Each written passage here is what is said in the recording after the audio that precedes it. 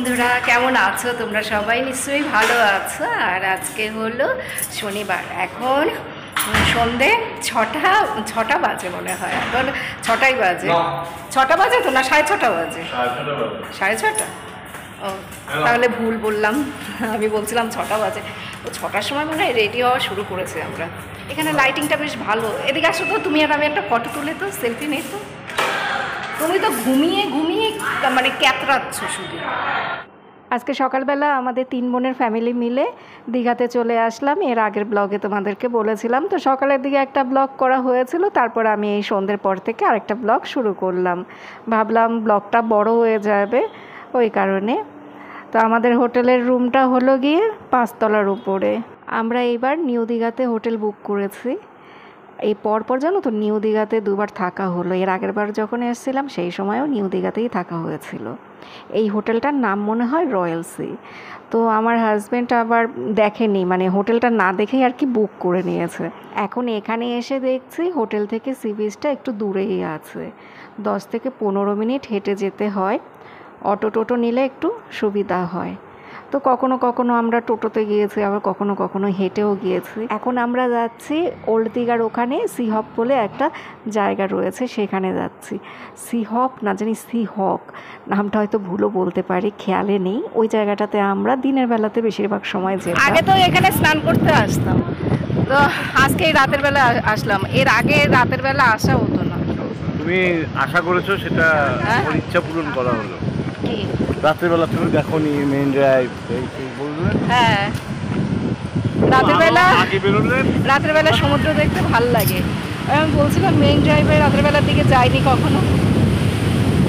এখানেই ছবি তুলবো ভাবছি, ওই অন্ধকারের ওদিকটায় ছবি তুললে তো ভালো আসবে না। বোনেরা তাই বলছিল, সন্ধে হয়ে গেছে, রাত হয়ে গেছে, এখন ফটো তুললে আর ভালো লাগবে না দেখতে। এই দেখে নাও, একটু একটু সমুদ্র দেখা যাচ্ছে, সেটাই একটু দেখে নাও। এখানে আমরা কিছুক্ষণ সময় ছিলাম। তো দেখো ভালো করে সমুদ্র তো দেখা যাচ্ছে না রাতের অন্ধকারে।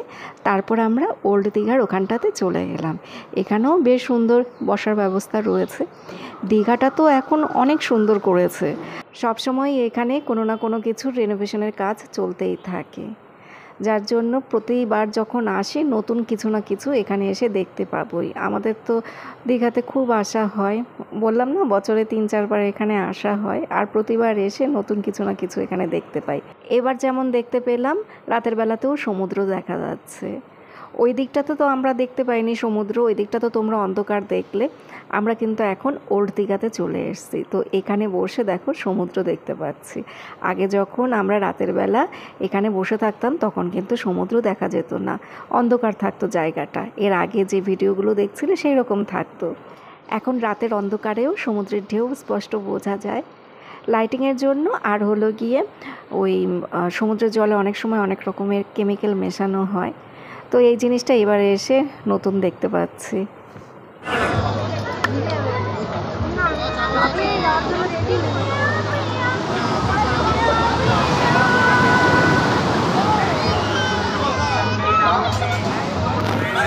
আমরা এখন সবাই সমুদ্রের ধারে বসে সমুদ্রের ঢেউ গুনছি, আর এটা ওটা শুধু খেয়েই যাচ্ছি। আইসক্রিম খাচ্ছি, পাপড়ি চাট খাচ্ছি, বাদাম খাচ্ছি। আর পাপড়ি চাটটা খেতে হেব্বি ভালো ছিল, খুব ভালো লেগেছে পাপড়ি চাটটা খেতে। আমরা ওখানে তো বসে সমুদ্রের ঢেউ দেখছিলাম, তারপরে সমুদ্রের ঢেউ আর আমাদের বসতে দিল না, এমন ধাওয়া করলো এখানে চলে আসলাম, এই পার্কের মধ্যে চলে আসলাম।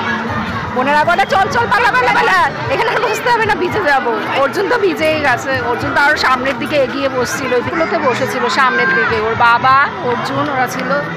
ছেলে যে সামনে বসে রয়েছে, ওর বাবার কোনো হুঁশ নেই, তাই চেঁচামেচি করলাম। আর ছেলেরা মনে হয় এই মাছের বাজারে গেছে, মাছ কিনে ভাজতে দেবে। এখন প্রায় 8টা বাজে, এখন গেছে মাছের বাজারে মাছ কিনে, তারপরে মাছ কেটে ধুয়ে ভাজাবে, তারপরে আমরা খাবো। এই মাছ ভাজা খেতে খেতে আমাদের ডিনারের টাইম হয়ে যাবে। আর ফাংশন হচ্ছে এখানটায়, ওই তো ওই দিকটাতে আমি দেখতে পাচ্ছি না, কিন্তু বুঝতে পারছি ফাংশন হচ্ছে। যেটা বেশ জমজমাট।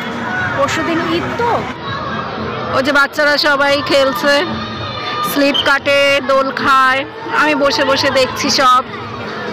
আর বেশিক্ষণ সময় দাঁড়াতে পারি না, আমি যেখানেই যাই বসার জায়গা খুঁজে বের করে, কি অবস্থা। এরপর যে আমার কি হবে, আর একটু বয়স হলে তো মনে হয় আর বাড়িঘর থেকে বেরিয়ে হতে পারবো না, শুধু বসার জায়গা খুঁজে বেড়াই, বুঝেছিস? কোথায় একটু বসার জায়গা আছে সেই শুধু খুঁজে বেড়াই, দাঁড়াতে পারি না। আমার বোন শুনতে পাচ্ছে না, গান হচ্ছে। দে আমাকে একটু দে, ওরা কখন মাছ ভেজে নিয়ে আসবে।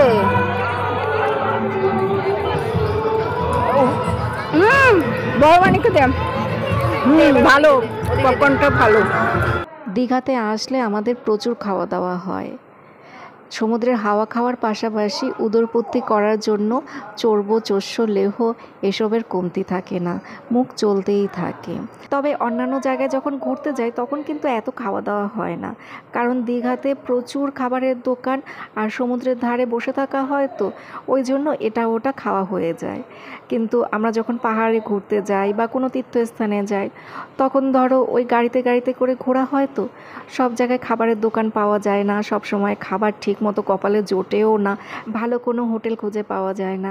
বা ধরো যখন আমাদের লাঞ্চ বা ডিনার করার সময়, সেই সময় হয়তো আমরা বাসে বা ট্রেনে গাড়িতে বসে রয়েছি, ঠিক সময় মতো হয়তো আমাদের কপালে খাওয়াই জুটলো না। তো খাওয়া দাওয়ার পাশাপাশি টুকটাক শপিংও চলছে। কি মাছ? ভোলা আর পমফ্রেট। তো দাও, সবাইকে ভাগ করে দাও, কিভাবে দেবে দাও। ভোলা আর পমফ্রেট, ওই তো দাও, ওদের ওখানে দাও। আমি মনে হয় ভোলা মাছ নিলাম।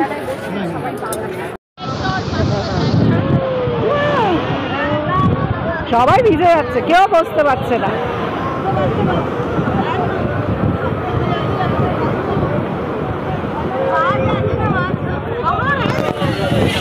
আমাদের কাছে জানো তো সবসময় ওল্ড দীঘাটাই বেশি ভালো লাগে।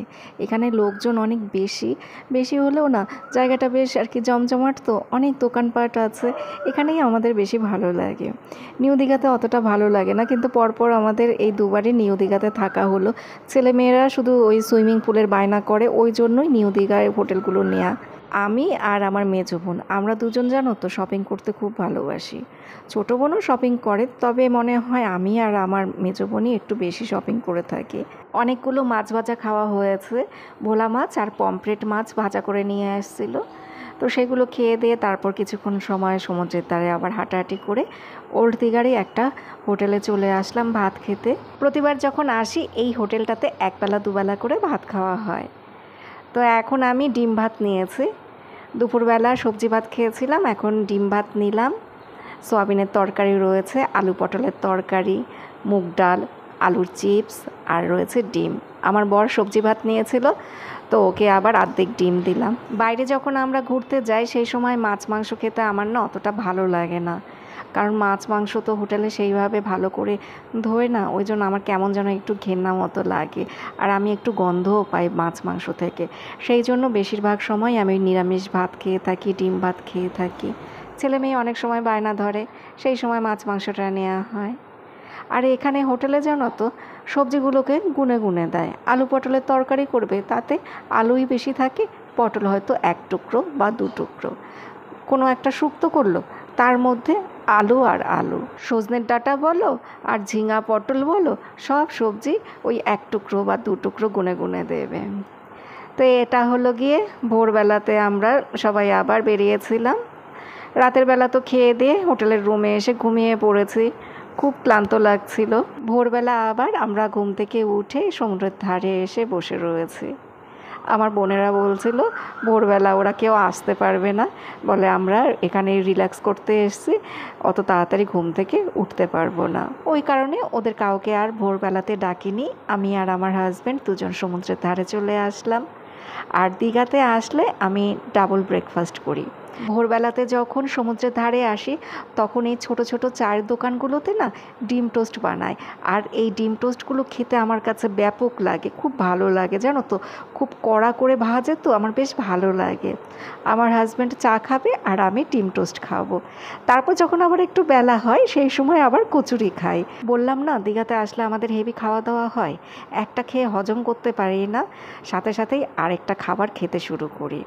তো আমরা যখন সমুদ্রের ধারে আসলাম তখন দেখি আমার ছোট বোন এখানে এসে বসে আছে, ওরাও বেরিয়ে পড়েছে। ছোট বোনের বাচ্চা মেয়েটাকে কৃপার কাছে দিয়ে এসছে। তো আমরা সবাই আবার এখানে বসে কিছুক্ষণ সময় গল্প গুজব করলাম। আর আমার বর এখন সর্ষের তেল দিয়ে হেড মাসাজ করাচ্ছে। যখনই দীঘাতে আসবে তখনই ও এরকম মাসাজ করাবে। আর ওনাদের কাছে শুধু সর্ষের তেল থাকে, সেটা দিয়ে আমার বর মাসাজ করাতে যে কী সুখ পায় ভগবানই জানে। আমরা এখন হোটেলের রুমের দিকে যাচ্ছি।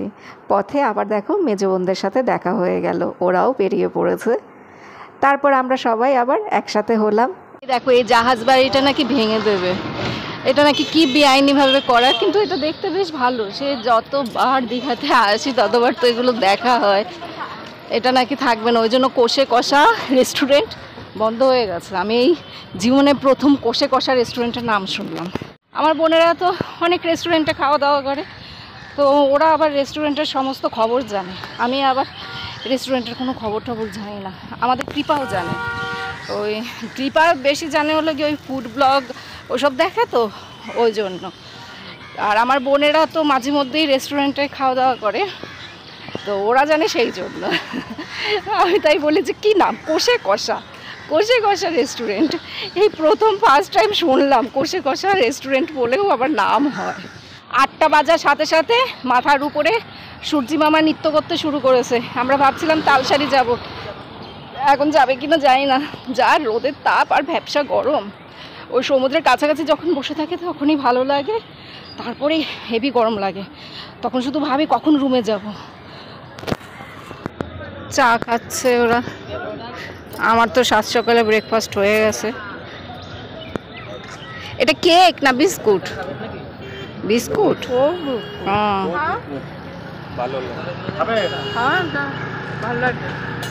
আমি মনে করেছি কেকগুলো। আমরা এখন যাচ্ছি তালসারি। আর দীঘার ওখানটায় তো প্রচণ্ড গরম, কিন্তু এই তালসারির এখানটায় না, তালসারিতে এখনো পৌঁছায়নি, যে রাস্তা দিয়ে যাচ্ছি এখানটা হেভি ভালো লাগছে। এখানে অনেক গাছপালা তো, আর হাওয়াটা খুব ঠান্ডা, গাছপালা বেশি, সেই জন্য। সরু একটা রাস্তা ধরে যাচ্ছে। এই রাস্তায় এর আগেও অনেকবার এসছে। এবার এখান থেকে তালসারিতে যাওয়া হবে। দীঘা কতবার আসা হয় সব মুখস্থ। কৃপার আজকে ড্রেসটা বেশ ভালো হয়েছে, ভালো লাগছে ওকে আজকে এই ড্রেসটায়।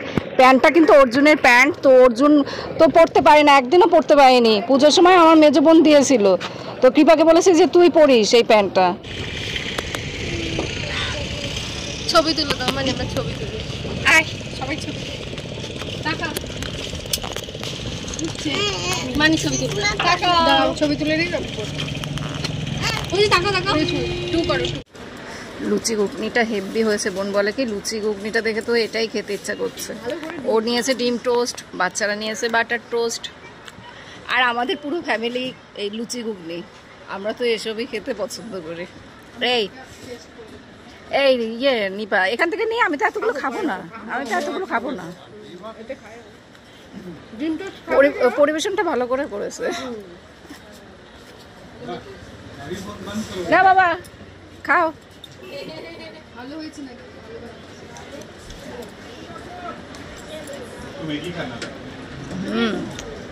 আচ্ছা তুমি খাও না, আছে সবাই আছে।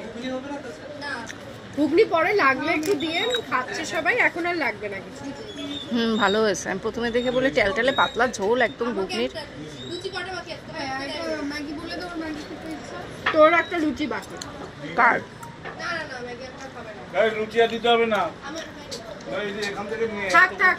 লুচি মনে হয় 5টা করে দিয়েছে নাকি? হ্যাঁ দিতে হবে না।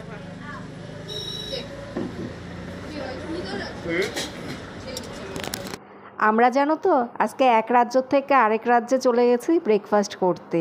আমরা কিন্তু তালসারিতে এসে ব্রেকফাস্ট করলাম। আর তালসারি তো উড়িষ্যায়, পশ্চিমবঙ্গ থেকে চলে গিয়েছি উড়িষ্যার তালসারিতে ব্রেকফাস্ট করতে। লুচি আর ঘুগনিটা খেতে দারুণ ছিল। আমরা যখন গেলাম তারপর ওরা ময়দা মেখে লুচি ভেজে দিল, আর ঘুগনির ডালটা মনে হয় সেদ্ধ করা ছিল। আমরা যাওয়ার পর দেখলাম মশলা কষিয়ে তারপরে ঘুগনির ডালটা রান্না করলো। আর এই জায়গাটা আমাদের সবার ভীষণ ভালো লেগেছে। এই জায়গাটা হলো গিয়ে যেই হোটেলে আমরা লুচি ঘুগনি খেয়েছিলাম সেই হোটেলের পেছন দিকটা। এখানটাতেও আমরা কিছুক্ষণ সময় দাঁড়িয়েছিলাম। এটা হলো তালসারি বাজার। তো এখানে আমরা 2-একটা জিনিস কেনাকাটা করলাম। তো তোমাদের সাথে আবার নেক্সট ব্লগে দেখা হবে। টাটা বন্ধুরা, তোমরা সবাই ভালো থেকো, সুস্থ